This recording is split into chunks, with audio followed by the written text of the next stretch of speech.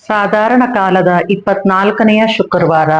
ಮೊದಲನೆಯ ವಾಚನ ಪೌಲನು ತಿಮೋಥೆಯನಿಗೆ ಬರೆದ ಮೊದಲನೆಯ ಪತ್ರದಿಂದ ವಾಚನ.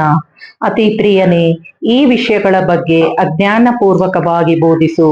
ಯಾರಾದರೂ ನಮ್ಮ ಧಾರ್ಮಿಕ ಉಪದೇಶವನ್ನು ಅನುಸರಿಸದೆ ಪ್ರಭು ಏಸು ಕ್ರಿಸ್ತರ ನೈಜ ಬೋಧನೆಯನ್ನು ಒಪ್ಪಿಕೊಳ್ಳದೆ ಭಿನ್ನ ಬೋಧನೆಯನ್ನು ಮಾಡುವುದಾದರೆ ಅಂಥವನು ಅಹಂಭಾವಿ ಹಾಗೂ ಅಜ್ಞಾನಿಯೇ ಸರಿ. ಅಂಥವನಿಗೆ ಒಣ ವಾಗ್ವಾದಗಳಲ್ಲಿ ಮತ್ತು ಬರಡು ಮಾತುಗಳಲ್ಲಿ ಬಲು ಹಂಬಲ. ಇವುಗಳು ಅಸೂಯೆ, ಕಲಹ, ದೂಷಣೆ, ಅನುಮಾನ ಮತ್ತು ಕಚ್ಚಾಟಗಳಿಗೆ ಎಡೆಕೊಡುತ್ತವೆ. ಮತಿಗೆಟ್ಟ ಅಂಥವರಲ್ಲಿ ಸತ್ಯವೆಂಬುದು ಇರದು. ಧಾರ್ಮಿಕ ಸೇವೆಯು ಧನಗಳಿಕೆಯ ಸಾಧನವೆಂದೇ ಇವರ ನಂಬಿಕೆ. ಇರುವುದರಲ್ಲೇ ಸಂತೃಪ್ತನಾಗಿರುವವನು ಭಕ್ತಿಯಲ್ಲಿ ನಿಜಕ್ಕೂ ಶ್ರೀಮಂತನಾಗಿರುತ್ತಾನೆ.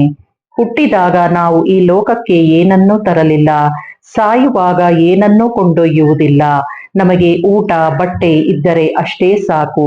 ಐಶ್ವರ್ಯವಂತರಾಗಬೇಕೆಂಬುದು ಆಶಿಸುವವರು ಅನೇಕ ಪ್ರಲೋಭನೆಗಳಿಗೆ ಒಳಗಾಗುತ್ತಾರೆ. ನಿರಾರ್ಥಕವೂ ಹಾನಿಕಾರವೂ ಆದ ಆಶಾಪಾಶಗಳಲ್ಲಿ ಸಿಕ್ಕಿ ಬೀಳುತ್ತಾರೆ. ಇಂಥ ದುರಾಸೆಗಳು ಮನುಷ್ಯರನ್ನು ಕೇಡಿಗೂ ವಿನಾಶಕ್ಕೂ ಒಯ್ಯುತ್ತವೆ. ಹಣದ ವ್ಯಾಮೋಹವೇ ಎಲ್ಲಾ ಕೇಡುಗಳಿಗೂ ಮೂಲ. ಹಣದ ವ್ಯಾಮೋಹದಿಂದಲೇ ಹಲವರು ವಿಶ್ವಾಸದಿಂದ ದೂರ ಸರಿದು ತಮ್ಮ ಹೃದಯಗಳನ್ನು ಹಲತರದ ತಿವಿತಗಳಿಗೆ ಗುರಿ ಮಾಡುತ್ತಾರೆ. ದೇವರ ಭಕ್ತನಾದ ನೀನು ಈ ಎಲ್ಲಾ ಕೇಡುಗಳಿಂದ ದೂರವಿರು. ದೇವರೊಡನೆ ಸತ್ಸಂಬಂಧ, ಭಕ್ತಿ, ವಿಶ್ವಾಸ, ಪ್ರೀತಿ, ಸ್ಥಿರ ಚಿತ್ತ, ಸಾತ್ವಿಕತೆ ಇವೇ ಮೊದಲಾದ ಸದ್ಗುಣಗಳನ್ನು ಸಂಪಾದಿಸಲು ಪ್ರಯತ್ನಿಸು. ನಿತ್ಯ ಜೀವವೆಂಬ ಬಹುಮಾನವನ್ನು ಗಳಿಸಲು ವಿಶ್ವಾಸವೆಂಬ ಪಂದ್ಯದಲ್ಲಿ ಉತ್ತಮ ಓಟಗಾರನಾಗಿ ಓಡು. ಇದಕ್ಕಾಗಿಯೇ ದೇವರು ನಿನ್ನನ್ನು ಆರಿಸಿಕೊಂಡರೆಂಬುದನ್ನು ಮರೆಯಬೇಡ. ಈ ಗುರಿಯನ್ನು ಮುಂದಿಟ್ಟುಕೊಂಡೇ ನೀನು ಅನೇಕರ ಮುಂದೆ ವಿಶ್ವಾಸ ಪ್ರಮಾಣ ಮಾಡಿರುವೆ. ಪ್ರಭುವಿನ ವಾಕ್ಯ. ದೇವರಿಗೆ ಕೃತಜ್ಞತೆ ಸಲ್ಲಲಿ. ಕೀರ್ತನೆ. ಶ್ಲೋಕ. ಪರಮಾರ್ಥಿಕವಾಗಿ ಬಡವರು ಭಾಗ್ಯವಂತರು. ಆಪತ್ಕಾಲದಲ್ಲಿ ನಾನೇಕೆ ಭಯಪಡಬೇಕು? ದ್ವೇಷಿಗಳ ದಾಳಿಗೆ ನಾನೇಕೆ ಹೆದರಬೇಕು? ಅವರ ಭರವಸೆ ಸಿರಿ ಸಂಪತ್ತಿನಲ್ಲಿ, ಅವರ ಹಿರಿಮೆ ಅಧಿಕಾಸ್ತಿ ಪಾಸ್ತಿಯಲ್ಲಿ. ಶ್ಲೋಕ. ಪರಮಾರ್ಥಿಕವಾಗಿ ಬಡವರು ಭಾಗ್ಯವಂತರು. ಪ್ರಾಣಕ್ಕೆ ತರಬೇಕಾದ ಈಡು ಅಮೂಲ್ಯ. ಅದಕ್ಕೆ ಸಾಕಷ್ಟು ತೆರಲು ಯಾರಿಗೂ ಅಸಾಧ್ಯ. ಸಮಾಧಿಗಿಳಿಯದೆ ಸದಾ ಬಾಳುವ ಬಯಕೆ ಮಾನವ ಶಕ್ತಿಗೆ ಮೀರಿದುದು ಆ ಗಳಿಕೆ. ಶ್ಲೋಕ. ಪರಮಾರ್ಥಿಕವಾಗಿ ಬಡವರು ಭಾಗ್ಯವಂತರು. ಒಬ್ಬನು ಧನಿಕನಾದಾಗ ನೀ ಕಳವಳಗೊಳ್ಳಬೇಡ. ಅವನ ಮನೆಯ ಸೊಬಗನ್ನು ಕಂಡು ನಿರಾಶೆಗೊಳ್ಳಬೇಡ. ಸೇರದಿರನಾಥ ಪಿತೃಗಳ ಅಧೋಗತಿಯನ್ನು. ಅವಿವೇಕಿ ಕಾಣನು ಎಂದಿಗೂ ಪರಂ ಜ್ಯೋತಿಯನ್ನು. ಶ್ಲೋಕ. ಪರಮಾರ್ಥಿಕವಾಗಿ ಬಡವರು ಭಾಗ್ಯವಂತರು. ಘೋಷಣೆ. Hallelujah, hallelujah.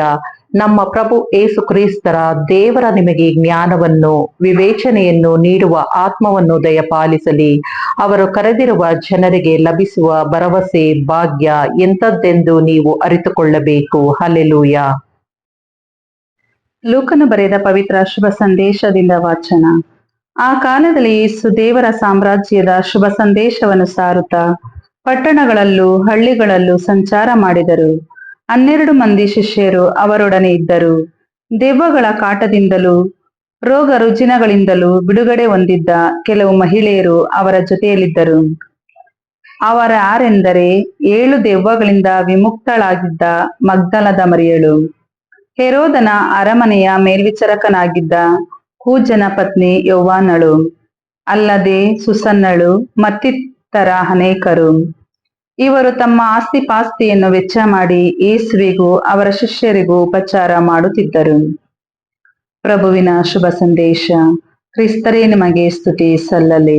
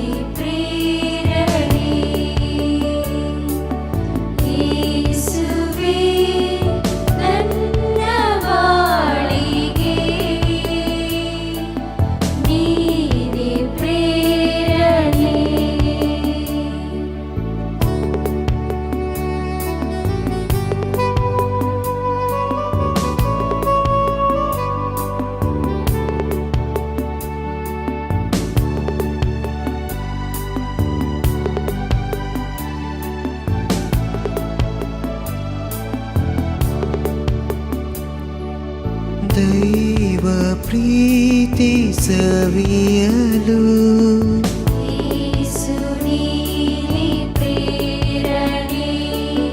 ಪರರ ಪ್ರೀತಿ ಮಾಡಲು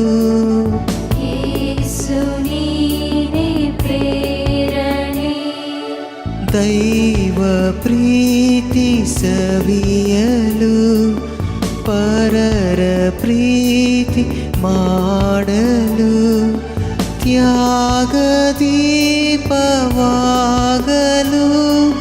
ಶಾಂತಿ ಬೆಳಕ ಬೆಳಗಲು ನೀನೆ ಪ್ರೇರಣೆ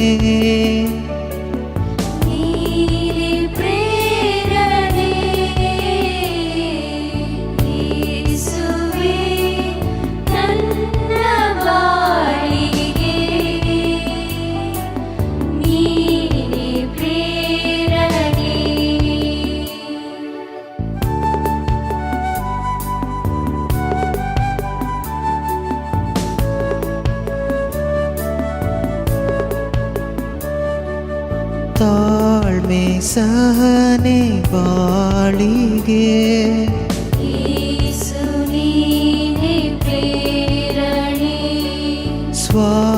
ಸ್ವಾರ್ಥರಹಿತ ಸೇವೆಗೆ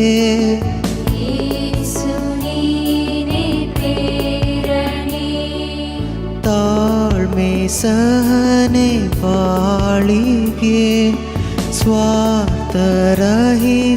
ಸೇವೆಗೆ ನೊಂದು ಬೆಂದ ಬದುಕಿಗೆ ഇരുളു കവിത ഈ മനಕ್ಕೆ നീനെ പ്രേരണೆ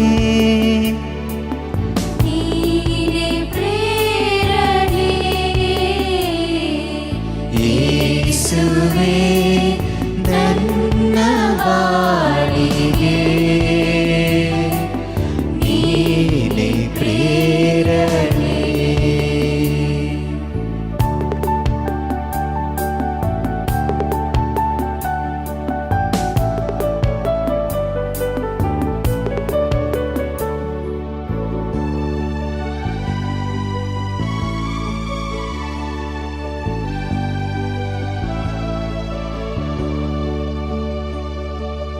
ದೇವ ವಾಕ್ಯ ಸಾರಲು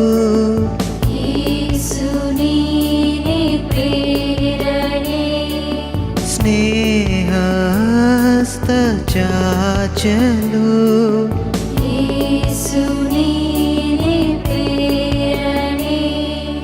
ದೇವ ವಾಕ್ಯ ಸಾರಲು ಸ್ನೇಹ ಹಸ್ತ ಚಾಚಲು ಜಗದಿ ನಿನ್ನಂತೆ ಬಾಳಲು ನಿನಗೆ ಸಾಕ್ಷಿಯಾಗಲು ನೀನೆ ಪ್ರೇರಣೆ